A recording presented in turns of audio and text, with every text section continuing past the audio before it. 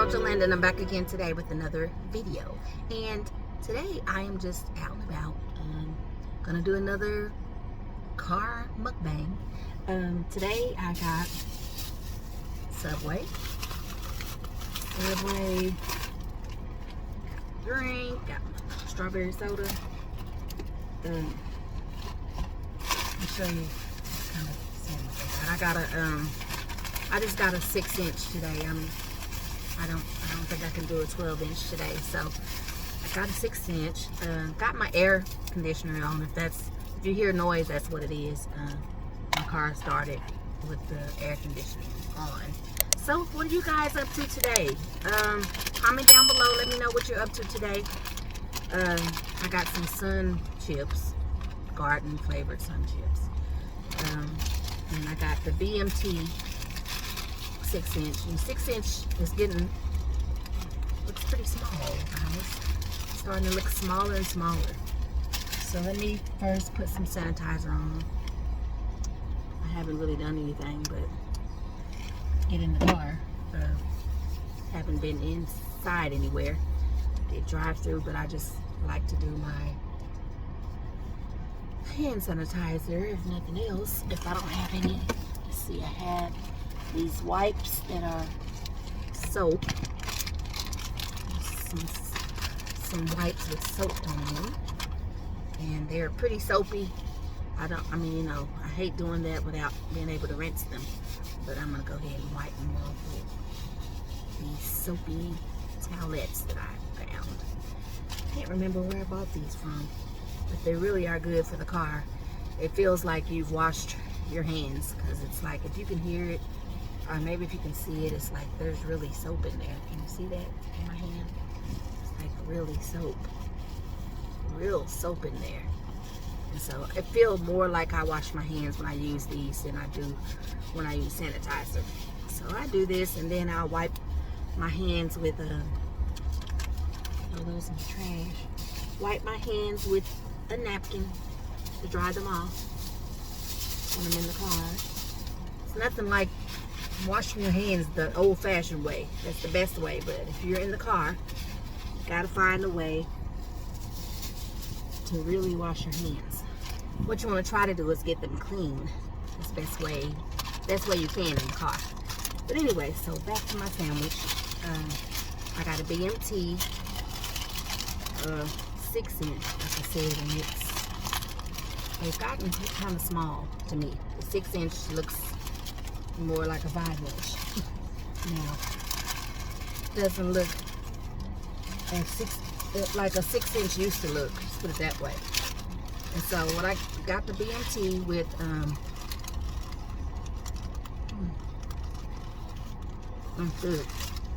with the Italian dressing. Let me know. I got peppercorn ranch on it. And so BMT, and then I asked for lettuce, tomato. I like lettuce, tomato, and black olives on mine. Can you see that? I don't want to fill it out, but lettuce, tomato, and black olives. That's my favorite sandwich at Subway.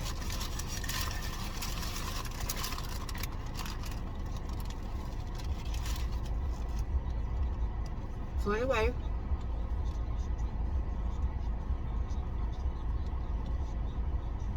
I hope everybody had a great and wonderful Mother's Day. I hope that everybody spent time with their mothers, that could spend time with their mothers.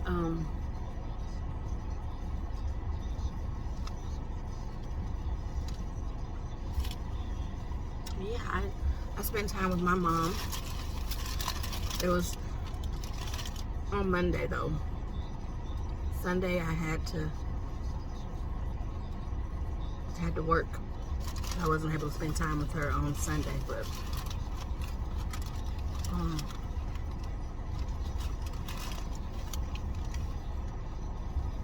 I did go over on Monday to see her and to take her gift. we went around and did some shopping and made a whole day of it, and it was really a blessing to spend time with my mom.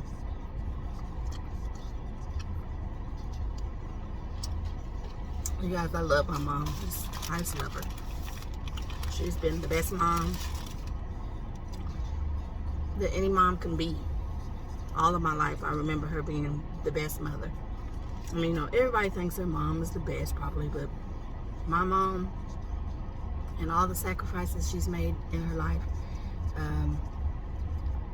she raised 6 kids. My dad was always there to help, but when I was about 5 or 6 years old, they got divorced, and she raised us the rest of the way, you know, wholeheartedly on her own. My dad was always there, though, for support and, you know, financial support, and whenever we needed, he was there. If we needed something, he would be there. So I love my dad just as much because he done a lot for us, and he loved us just as much as she did.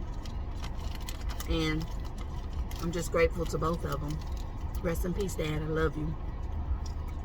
I'm grateful for both of them, and I'm just, it's a blessing for me to have my mother in my life still. There are a lot of people who don't have their mom anymore. You know, the moms have passed on or whatever the situation, that they don't have their mother. But I'm very blessed to have my mother, and I'm very thankful for her, for all of the things that she sacrificed for us growing up as kids. My mom, like I said, had 6 kids, 3 boys and 3 girls. I'm sorry, excuse me. 3 boys and 3 girls. I was the baby of all the kids.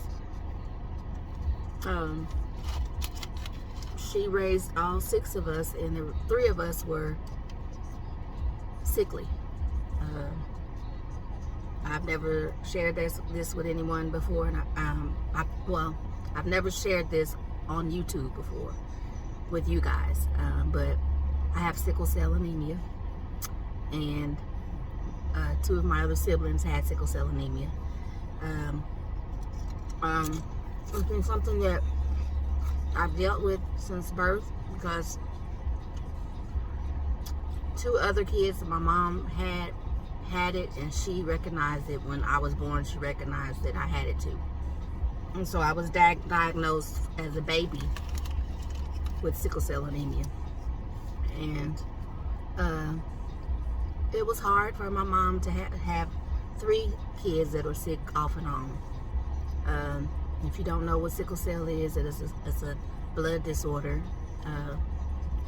If you want to look it up, feel free to look it up and study up on it and just know what it is. And also, it's kind of prominent in African Americans. They say that other nationalities have started to show signs of it. Nationalities, people of color, that have shown, that they've been proven that they have sickle cell as well. It's not just African Americans, but I recommend everybody be tested for it. There's a test that you can take to, to know if you are a carrier of the disease, or if you are a person who has full-blown sickle cell anemia. But there's as a carrier, you would be considered what they call sickle cell. You would have sickle cell trait, and that means that you're a carrier of it, and you carry the gene, and that if you were to,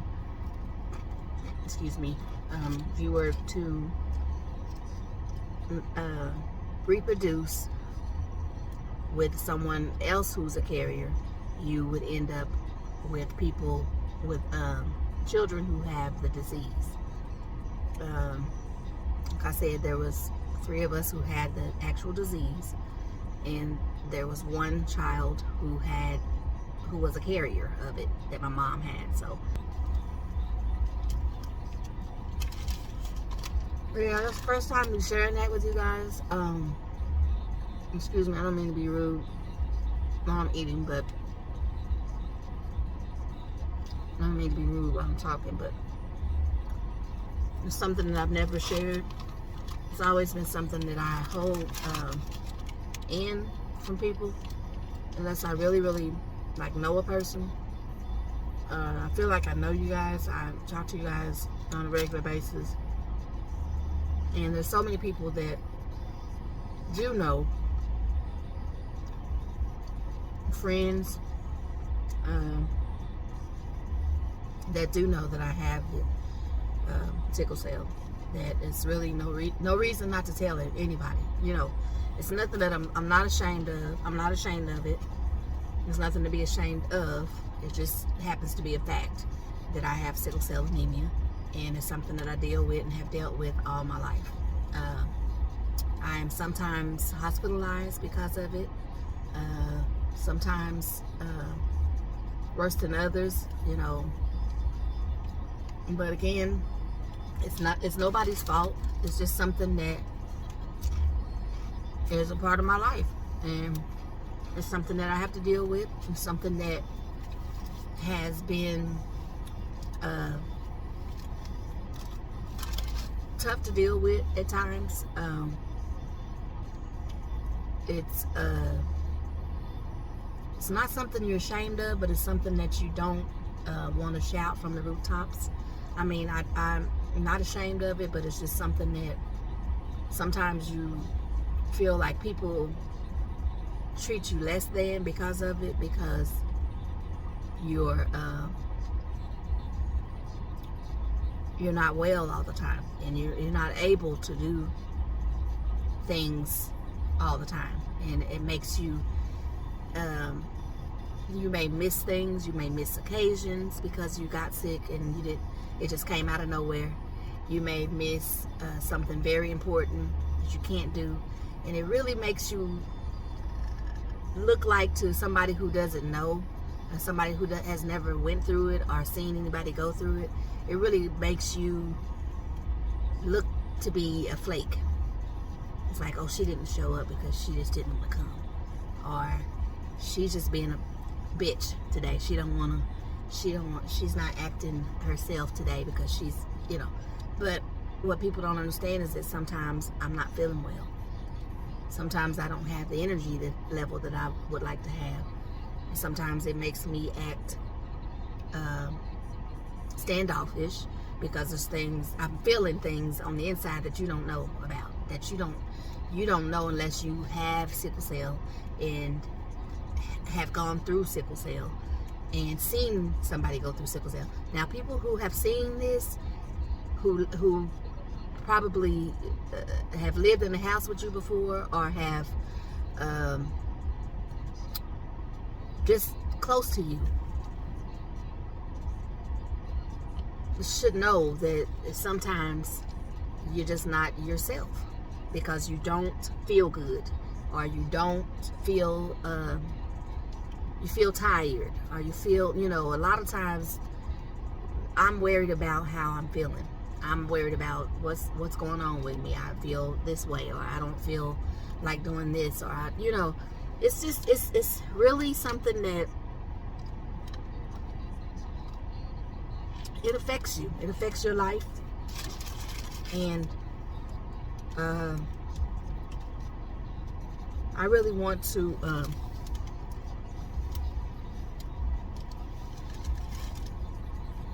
you know, I've had salons, I've had businesses, and my reason for doing that is I was thinking to myself,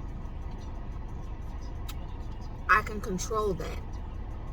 If I have my own business, I can open when I want to open. I can close when I want to close. If I don't feel good, I don't have to come in if I don't want to. And it'll be okay, because it's not, I'm not working under someone. I'm not. So my reason for, everybody has a why, and everybody has a reason for things they do. Everybody has a reason for wanting to be successful you know, for whatever, whatever their reason is, or whatever their why is. My why has always been because I have sickle cell, and I'm sick a lot, sick from time to time, and a lot of times when I don't make videos, you don't see me for a little bit, it's because I don't feel good, or maybe I was in the hospital, or maybe and some things, I'm going to share some things with you guys, but there are some things that I feel are very personal when it comes to it. Like, I wouldn't share with you guys me being in the hospital. I could tell you that I was in there, but I'm never going to show you what I go through, because I feel like that's personal between me and God. But if you don't know, it's very painful. It's a painful, what they call a crisis that you go through. It's a crisis that you go through. And it's not something that I want to share with everybody. That part of it I don't want to share with everybody.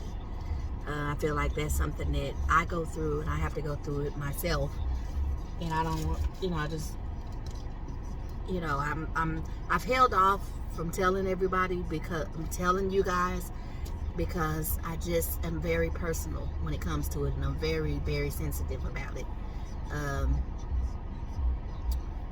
But my reason for wanting to do anything that I'm trying to do that I feel like I want to be successful at is because I get sick, and I don't want to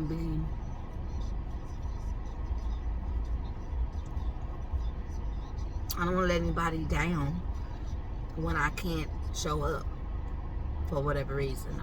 If I don't feel like it, or if I'm sick, or from whatever the reason is, if I don't feel like showing up, I don't want people to think I'm a flake, because or that I'm just acting like a bitch, because I'm, most times it's because I don't feel good, or I have something on my mind that I'm thinking about that has to do with my health, or the way I'm feeling at the time. And people close to me misunderstand that. So it's understandable that anybody else would, but people close to me don't even understand that yet. As long as they've known me, they don't understand that. But I get it. But my thing is this: I try to do everything that I can do, but when I can't, I just can't. And when I'm not feeling good, I just don't feel good. There's nothing that I can do about it. It's out of my control. If I could control it, I would just wish it away and not have it at all. But I do have it, and I try to do everything that in my life that I can to make to be as normal as possible. And if I can't work for people, other companies and stuff, I thought, well, I'll just open my own salon. I'll have my own business and do my own thing, and not have to worry about disappointing anyone, or disappointing people, or not being able to show up. And so, that's always been a thing in my life. And it's all, but one thing about me, I'm going to keep trying, and I'm going to keep trying. If I fail at something, I'm going to try something else. If I'm not a person who quits. I'm not a quitter, and I will never be a quitter. When I quit, I'll be dead and gone. That's the only way I'm quitting, is if I can't live anymore. You know what I'm saying? So anybody who has anything that they're dealing with, doesn't have to be sickle cell anemia. It could be anything that you're dealing with that hinders you in your life. The only thing I can tell you is to keep going. Just keep going. And you take 2 steps, God will take 3. It's just, you got to keep going. Never give up. Never give up. And I will never give up. I've always been that way. My dad was that way. He never gave up until he couldn't do anything else. until his dying day, he never gave up. My dad never gave up, and he would try anything once, as far as being an entrepreneur and being a business owner and professional, you know, being a professional. He never gave up. He always tried something else. If one thing didn't work, he'd try something else. And I get that from him. If he wanted to try a new business, he would just do it. He would just do it, and that's kind of how I am. Like I said, the only time anything stops me is when I'm sick and can't do it. I don't, sick and don't feel up to doing it, But other than that, I'm gonna try things until I succeed. But anyways, I'm going on and on. This video is getting kind of long, but if you have any questions about what I've said, feel free to comment down below. You guys, if you haven't subscribed to my channel, please go down and hit the subscribe button. Also hit your notification bell so you're notified every time I post a video, and I will see you guys in the next video. You guys, seriously, if you have any questions about sickle cell, or if I didn't answer anything that you want to know, please comment down below or send me a message, or also follow me on Instagram and Facebook, and it's under Gerlinda Gray on all platforms. So yeah, just follow me and subscribe if you haven't. And those of you who have subscribed, I'm glad to have you, and thank you for your continued support. And yeah, so I'll see you guys in the next video. Good sandwiches. Bye.